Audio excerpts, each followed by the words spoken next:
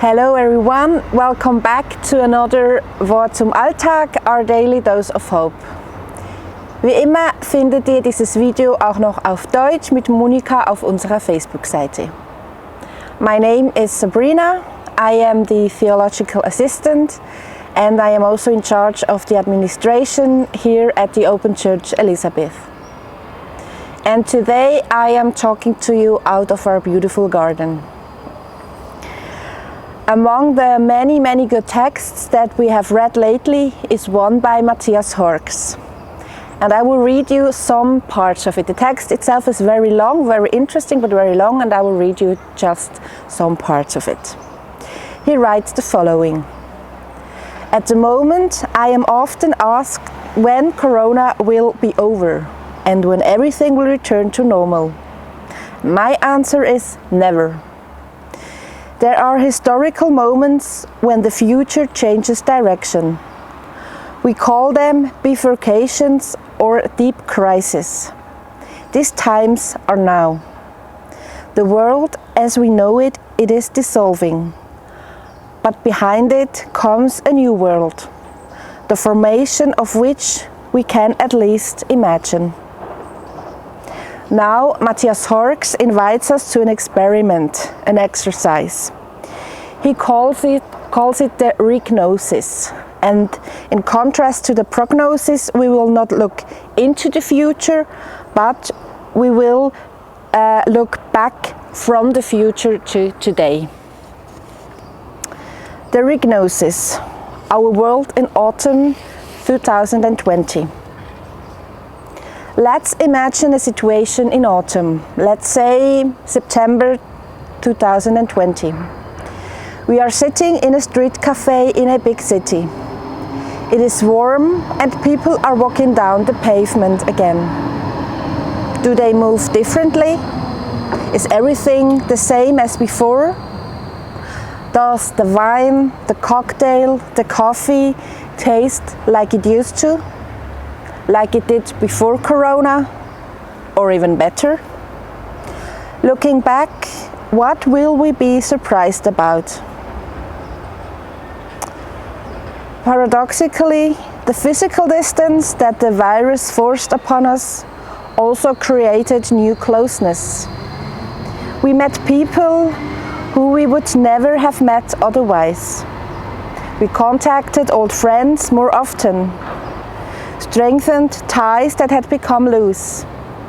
Families, neighbors, friends have become closer and sometimes even dissolved hidden conflicts. And the social courtesy that we previously missed increased. We will be amazed at how far the economy could shrink, collapsing. Although there was a Black April, a deep economic downturn and a 50% drop in the stock market, although many companies went bankrupt, shrank or mutated into something completely different, it never came to zero. And today, in autumn, there is a global economy again. Interim storage facilities, depots and reserves are growing again everywhere in production and service facilities. Local production is booming. Networks are being localized and crafts are experiencing a renaissance. We will be surprised that even the loss of assets due to the stock market crash does not hurt as much as it felt in the beginning. In the new world, wealth suddenly no longer plays the decisive role. Good neighbors and the blossoming vegetable garden are more important. Could it be that the virus has changed our lives in a direction that we wanted to change anyway? Every deep crisis leaves a story, a narrative that points far into the future. One of the strongest images left by the coronavirus are the Italians making music on their balcony. The second image was sent to us by satellite images that suddenly showed the industrial areas of China and Italy, free of smog. In 2020, human CO2 emissions will drop for the first time. That very fact will do something to us. The people who followed the itinerant preacher, the wandering preacher from Nazareth, wrote the following sentence 2000 years ago during a terrible political and economic crisis. Behold, from now on I am with you always, until the end of the world. Jesus says this sentence. And I pass on this sentence, this healing and comforting presence to myself and to you. This presence that gives courage and hope and is there in every breath.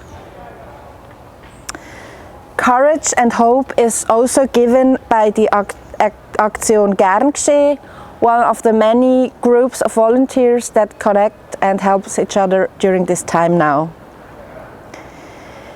Many people put a lit candle in their window every night at 8 o'clock with a prayer, with a good thought